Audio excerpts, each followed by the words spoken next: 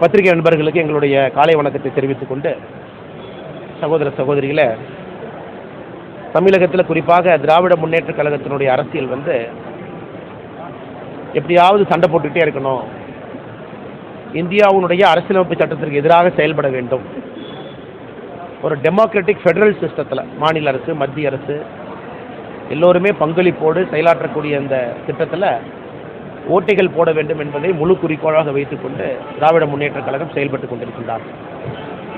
அதுவும் நமக்கு தெரியும், குறிப்பாக இந்த சென்னை வெள்ளமும் தென் தமிழகத்தில் ஏற்பட்ட அந்த 2 வெள்ள பாதிப்புக்கும் கூட மிக மோசமாக இந்திய அளவிலே கையாளப்பட்டதாக அனைவருமே பேச ஆரம்பிச்சிருக்கிறாங்க. அது தூத்துக்குடி பார்த்தீங்கன்னா மிக மிக மோசமான பாதிப்பில் இருக்குது. இது எந்த அளவுக்கு ஆச்சரியம்னாங்க, மத்திய அரசு முதலாக மழை வெள்ளத்திலிருந்து ஒரு இடம், குறிப்பாக ஒரு மாவட்டம் வெளியே வருவதற்கு முன்பாகவே மத்திய அரசினுடைய குழு பார்வையிடுவதற்கு, சேதங்களை கணக்கீடு செய்வதற்கு வந்துட்டாங்க. 20ஆம் தேதி மத்திய அரசினுடைய இன்டர் மினிஸ்ட்ரியல் டீம், அதாவது எல்லா மினிஸ்ட்ரி இருக்கக்கூடிய கம்பைன்டு டீம் 20ஆம் தேதியிலிருந்து களத்தில் வந்து பார்க்குறாங்க. 20, 21, 22 சேதம் எஸ்டிமேட்டு எந்த அளவுக்கு நடந்திருக்கு, பாலங்கள் ரோடு எந்த அளவுக்கு வாஷ் அவுட் ஆகிருக்கு. அதில் ஆச்சரியம் என்னென்னா, இந்திய அரசில் முதலாக பார்க்குற ஒரு இன்டர் மினிஸ்ட்ரியல் டீம் வந்த பிறகு மாநிலத்தினுடைய முதலமைச்சர் அந்த பகுதிக்கு போகிறாங்க. 20ஆம் தேதியிலிருந்து மத்திய அரசினுடைய இன்டர் மினிஸ்ட்ரியல் டீம் தென் தமிழகத்தில் இருக்காங்க.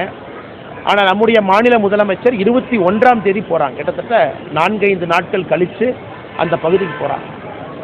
இந்த ஒரு விஷயமே நமக்கு சொல்லும் எந்த அளவுக்கு ஒரு அக்கறையின்மை, அலட்சியத்தன்மை, எதையுமே பொருட்படுத்தாமல் ஒரு முதலமைச்சர் அவர்கள், குறிப்பாக திராவிட முன்னேற்ற கழகத்தினுடைய ஆட்சி செயல்பட்டு கொண்டிருக்கிறது என்பதற்கு இதைவிட ஒரு பெரிய உதாரணம் சொல்ல முடியாது. இன்டர் மினிஸ்ட்ரியல் டீம் வந்த பிறகு முதலமைச்சர் அந்த இடத்துக்கு போகிறார். இன்னைக்கு அதையெல்லாம் தாண்டி இன்னைக்கு அடுத்து இவர்கள் நிவாரண பணியில் கவனம் செலுத்தாமல், அது முதலமைச்சர்லேருந்து அவருடைய மகன்லேருந்து அமைச்சர்லேருந்து நிவாரண பணியில் கவனம் செலுத்தாமல் இவருடைய கவனம் முழுவதுமே எப்படி மத்திய அரசு வம்புக்கு இழுப்பது என்பதை தான் முழு கவனமாக வைத்திருக்கிறார்கள். இன்றைக்கி நமக்கு தெரியும், இந்தியாவை பொறுத்தவரை சுதந்திரத்திற்கு பிறகு எந்த ஒரு பேரிடரையும் கூட தேசிய பேரிடர் என்கின்ற பெயரை நம்ம கொடுக்கலைங்க. நேஷனல் கெலாமிட்டின்னு எதுக்குமே கொடுக்கல. தமிழகத்தில் வந்த சுனாமிக்கோ, ஒரிசா ஆந்திராவில் இதற்கு முன்னாடி வந்த கோரமான சைக்ளோன் பாதிப்போ, இந்தியாவில் எந்த பகுதியும் கூட புஜ்ஜி எர்த்துக்கேக்காக இருக்கட்டும் குஜராத்தில், நேஷனல் கெலாமிட்டி என்கின்ற வார்த்தை, தேசிய பேரிடர் என்கின்ற வார்த்தையை நம்ம யாருமே பயன்படுத்தலை, எந்த ஆட்சியிலையும் பயன்படுத்தலை. காரணம், பயன்படுத்துவதற்கான சட்டமோ பயன்படுத்துவதற்கான குறிப்போ ஒரு நாமோ இதுவரை இருந்தது கிடையாது.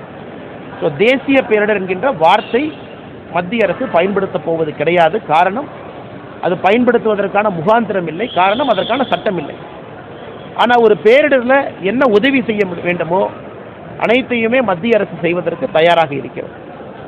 2 நாட்களுக்கு முன்பு தமிழகத்தினுடைய மக்கள் சார்பாக, பாரதிய ஜனதா கட்சி சார்பாக நம்முடைய மத்திய இணையமைச்சர் அண்ணன் முருகன் அவர்கள், நானும் நம்முடைய இணை பொறுப்பாளர் அவர்களும் நம்முடைய நிர்மலா சீதாராமன் அவர்கள் நிதியமைச்சரை சந்தித்து கிட்டத்தட்ட 1 மணி நேரம் மிக விஸ்தீரமாக தென் தமிழகத்தினுடைய பாதிப்பு என்ன, எந்த அளவுக்கு சேதம் ஏற்பட்டிருக்கிறது, குறிப்பாக விவசாய சேதம் எப்படி, வீடுகளுடைய சேதம் எப்படி, எல்லாரையுமே ஒரு ஃபோட்டோவை எடுத்துகிட்டு போய் மேடமுக்கு ஒரு பெரிய ஒரு புக்லெட்டாக போட்டு கொடுக்கும்.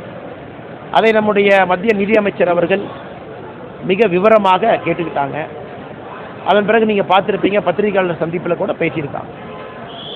அதனால் நம்மை பொறுத்தவரை மத்திய அரசு தமிழக மக்களுக்கு என்ன உதவி செய்ய வேண்டுமோ அது விரைவில் வரும் என்கின்ற நம்பிக்கை எங்களுக்கு இருக்குது. மிக மிக விரைவில் வரும் என்கின்ற நம்பிக்கை எங்களுக்கு இருக்குது. நீங்கள் செய்தி பார்த்துருப்பீங்க, நாளை மறுநாள் நிதியமைச்சர் அவர்கள் தூத்துக்குடியில் இருக்காங்க. மத்திய அரசு சார்பாக நிதியமைச்சர் அவர்கள் நிர்மலா சீதாராமன் அவர்கள் தூத்துக்குடியில் செவ்வாய்க்கிழமை அன்னைக்கு இருக்கிறாங்க. தூத்துக்குடி முழுவதும் சென்று பார்க்க இருக்கிறாங்க.